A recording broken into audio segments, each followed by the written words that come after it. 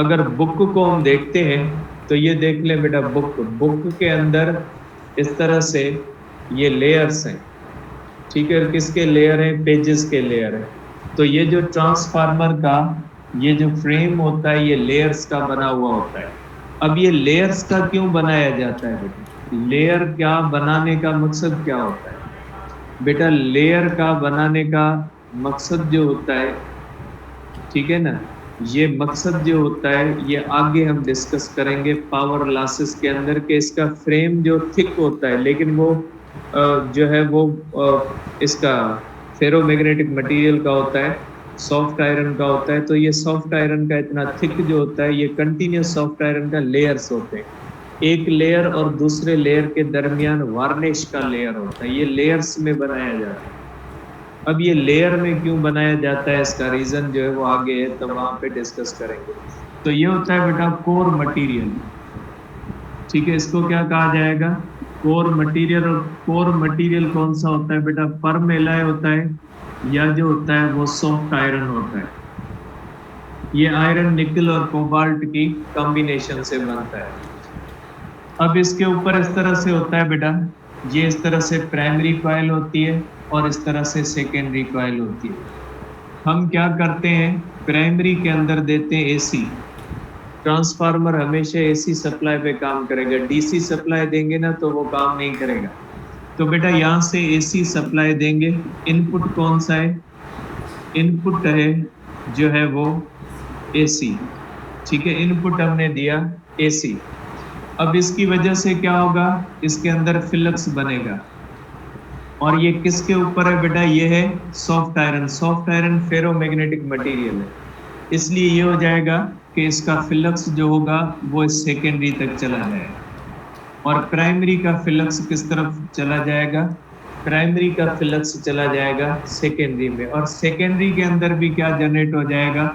Secondary के अंदर भी एसी ईएमएफ जनरेट होगा इस तरह से। इनपुट भी एसी है और आउटपुट भी क्या है? एसी है।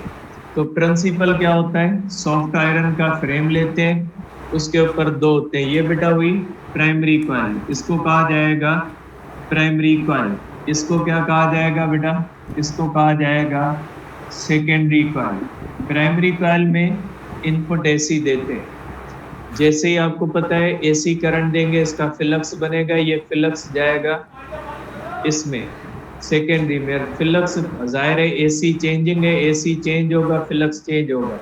तो ये फ्लक्स यहाँ पे चेंज होगा और सेकेंडरी के अंदर आउटपुट भी कौन सा बन जाएगा? इंडक्शन होगी, म्यूचुअल इंडक्शन होगी। म्यूचुअल इंडक्शन की वजह से ये बन जाएगा, ठीक है बेटा। अब देखें सॉफ्ट आयरन का पहला काम, कि ये सॉफ्ट आयरन का क्यों बनाते हैं। सॉफ्ट आयरन का पहला काम यह है कि यह है फेरोमैग्नेटिक मटेरियल, इसलिए ये यहाँ का फ्लक्स इजीली ले जाता है सेकेंडरी में। प्राइमरी का फ्लक्स जो कोर मटेरियल है वो फेरोमैग्नेटिक होने की वजह से जो प्राइमरी का फ्लक्स है वो इजीली ट्रांसफर हो जाता है सेकेंडरी तक। तो पहला काम कोर मटेरियल ये करता है। कोर मटेरियल फेरोमैग्नेटिक मटेरियल होता है और फेरोमैग्नेटिक मटेरियल मैग्नेटिज्म को सपोर्ट करता है। प्राइमरी की मैग्नेटिक फील्ड को तकरीबन 100% ट्रांसफर कर देता है, बहुत ही कम लॉसेस आते हैं। अगर यहाँ पे फेरोमैग्नेटिक मटेरियल की जगह पे कोई और मटेरियल इस्तेमाल करते तो फिर ये 100% फ्लक्स ट्रांसफर नहीं हो पाती, फ्लक्स के अंदर लॉसेस हो जाते, सेकेंडरी तक फुल फ्लक्स नहीं पहुंचता। तो बेटा जो इसका फेरोमैग्नेटिक मटेरियल या परम एलॉय का पहला काम ये होता है कि ये 100% ट्रांसफर करता है, ठीक है बेटा। अब आपको पता है मैंने आपको म्यूचुअल इंडक्शन के फार्मूले में बताया था कि जो सेकेंडरी के अंदर ईएमएफ होती है वो डिपेंड करती है नंबर ऑफ टर्न्स पे। अगर सेकेंडरी के अंदर नंबर ऑफ टर्न्स बढ़ेंगे तो आउटपुट में ईएमएफ बढ़ जाएगी। जैसे डिम लाइट है 180 वोल्ट दिया, सेकेंडरी के अगर नंबर ऑफ टर्न्स ज्यादा है वो 220 कर देती है, ठीक है। तो इस बुनियाद पे अगर हम फार्मूला बनाए, according to the Lenz's law EMF in primary is equal to N delta phi upon delta T, according to the Lenz's law, sorry जो है वो